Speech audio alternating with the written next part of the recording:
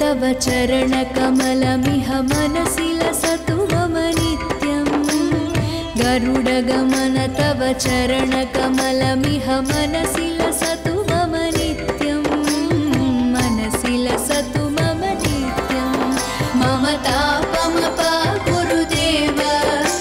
మొత్తానికి సీతామడి మనం చేరుకున్నాము. ఆ సీతా అమ్మవారు జనక మహారాజుకి దొరికినటువంటి ప్రదేశం అండి. ఇక్కడే ఒక కోనేరు అలాగే ఒక ఆలయాన్ని కూడా నిర్మించారు. చాలా సుందరంగా ఉంటుంది ఆలయం. ముందుగా వెళ్ళి ఆ సీతా అమ్మవారిని దర్శనం చేసుకుందామా రండి. గరుడ గమన తవ చరణ కమలమిహ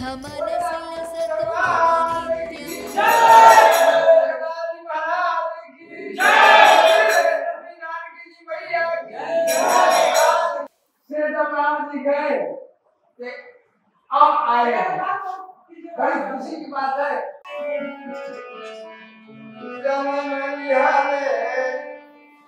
चारों भैया चारों भैया आपद में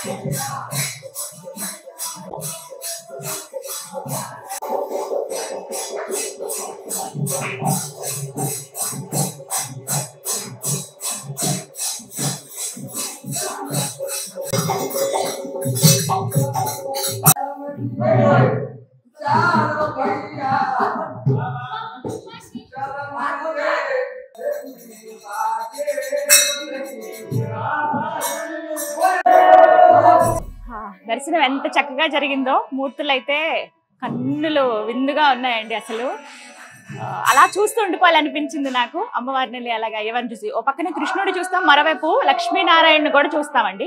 ఇక్కడ ఇంకొక అద్భుతం ఏంటంటే ఎలా సీతమ్మ వారు దొరికిందనేది జస్ట్ పిక్చర్ అంటే పెయింటింగ్ లాగా వేశారు. మీకు విజువల్స్ లో చూపిస్తాను చూడండి. ఇక్కడ జనక మహారాజుకి పొలంలో దొరికినట్టు, అలాగే ఇక్కడి నుంచి స్టోరీ అంతా కూడా ఉంటుంది మనకి. ఎంత అల్లారి ముద్దుగా జనక మహారాజు సీతమ్మ వారిని పెంచుతారో అలా చెలికత్తెలతో ఆడుకుంటూ ఆడుకుంటూ అలా పెరిగి పెద్ద అవుతుంది ఆవిడ. తర్వాత ఇక్కడ పూజా మందిరంలో శివధనస్సు అలా పెట్టి ఉంటుందన్నమాట. వరం ద్వారా వచ్చింది జనక మహారాజుకి. అది ఎవరు ఎత్తలేరు, పట్టుకోలేరు. నిత్యం పూజ చేస్తారు. అందులో భాగంగా పూజా మందిరంలోనే ఉంటుంది. ఆడుకునేటప్పుడు ఏమైందంటే సీతాదేవి చెలికత్తెలతో ఒక బంతి వాటి కిందకి వెళ్ళిపోతుంది. అయితే ఆమె ఏం చేసింది, బంతి కదా కావాలి, పైన ఏముందనే చూడలేదు. శివధనస్సును తీసి ఇలా పక్కన పెట్టేసి ఆ బంతి తీసుకుంది. ఆ దృశ్యం జనక మహారాజు చూస్తారు. అసలు ఎంత అద్భుతం, అంత చిన్న పాప ఎలా అసలు శివధనస్సు ఎత్తగలిగిందని చెప్పి ఎవరైతే ఆ శివధనస్సును ఎక్కుపెట్టి విరుస్తారో వాళ్ళకే జానకి మాతనిస్తానని అనుకుంటారు. అప్పుడు ఆ తర్వాత స్వయంవరం జరుగుతుంది కదా, ఆ ఘట్టాలన్నమాట. ఇక్కడ స్వయంవరం, సీతారామ కళ్యాణం, అదంతా చక్కగా పిక్చర్స్ లా వేశారు. చాలా చాలా బాగుంది. ఇక్కడ నిత్యం భజనలు జరుగుతూనే ఉంటాయండి. వాళ్ళు ఎంత తన్మయత్వంతో ఉన్నారు. కొంతమంది అయితే నృత్యం చేస్తూ ఉన్నారు. ప్రతిరోజు ఇలాగే భజన కార్యక్రమాలు జరుగుతూ ఉంటాయి. సందడిగా ఉంటుంది.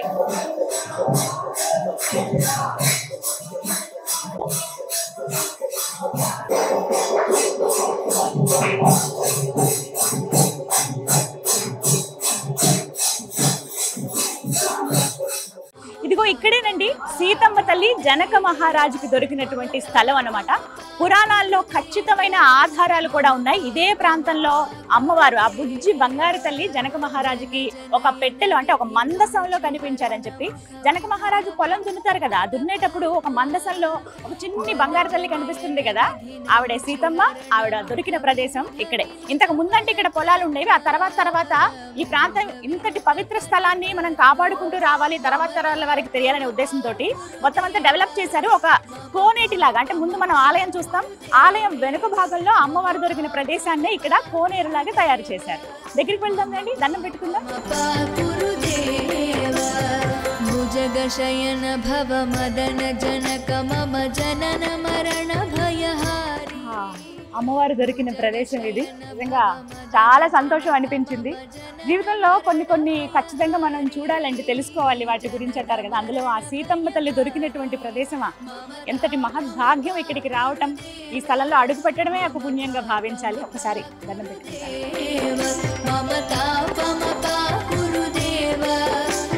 ఈ కోనేరుని సీతాకుండ అని పిలుస్తారండి. ఇక్కడికి వచ్చి అమ్మవారే స్వయంగా ఇక్కడ దొరికారు కదా, అంటే ఆవిడ ఉన్నటువంటి ప్రదేశం లాగానే చూడాలి. ఇక్కడికి వచ్చి ఈ కోనేటిలో అలా దండం పెట్టుకుని వెళ్తారు, దీపాలు వెలిగిస్తారు. ఇక్కడ చాలా ప్రశాంతంగా అనిపిస్తుంది తెలుసా, హాయిగా ఉంది. చుట్టూ ఉన్న పరిసరాలంతా కూడా అంటే అన్ని అమ్మవారి పేరు మీదే ఉంటాయి. సీతాకుండని, సీతా ఉద్యానవనం అని, అలాగే అమ్మవారికి సంబంధించిన రసోయి, సీతా రసోయి అని, అంటే అక్కడ వంటశాల. వచ్చే ప్రతి ఒక్కరూ కూడా మధ్యాహ్నం సమయంలో అక్కడ అమ్మవారి ప్రసాదం అంటే భోజనం చేసి వెళ్ళొచ్చు అనమాట. చాలా సుందరంగా ఉందండి. మీరు గనక నేపాల్ టూర్కి మేము వెళ్తున్నాం అంటే ఫస్ట్ మీరు దర్శించుకోవాల్సింది ఇంకేంది, సీతాగర్హి. అదే ప్రస్తుతం మనం చూస్తున్నటువంటి సీతామడి. శరణద విదళిత సురరిపుజాల అగణిత గుణగణ శరణ శరణద విదళిత సురరిపుజాల విదళిత సురరిపుజాల మమ తాపమప కురుదేవ మమ పాపమప కురుదేవ మమ తాపమప కురుదేవ మమ పాపమప కురుదేవ. ఆలయం చుట్టూ కూడా ఎంత సుందరంగా అలంకరించారో తెలుసా, అంటే పూల మొక్కలతోనే పూర్తిగా మొక్కలతో నింపేశారు. గ్రీనరీ మనకి కనిపిస్తున్నట్టు ఒక సుందరమైన ఉద్యానవనం లాగా కనబడుతుంది. అదే సీతా ఉద్యానవనం.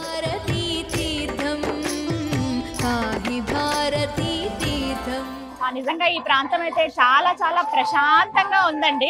ఆ భజనలు కీర్తనలు అవి వింటూ ఉంటే రాముడి గురించి చాలా బాగుంది. బయట నుంచి కూడా టెంపుల్ చూసిన పగలు కూడా బాగుంటుంది. ఇక్కడ ఇంకో ప్రత్యేకత ఏంటంటే జనక మహారాజు అలాగే సీతమ్మ వారు చిన్నప్పుడు శివుణ్ణి ఆరాధించే వాళ్ళు కదా, శివాలయాలు కూడా ఉంటాయి. ఇంకా ప్రత్యేకం. నాకు ఇవాళ చాలా సంతోషంగా అనిపించింది. అమ్మవారు నాకు తాంబూలం ఇచ్చారు. అసలు వారు ఇచ్చినటువంటి తాంబూలంలో ఏమేమి ఉన్నాయో తెలుసా, చూపిస్తా చూడండి.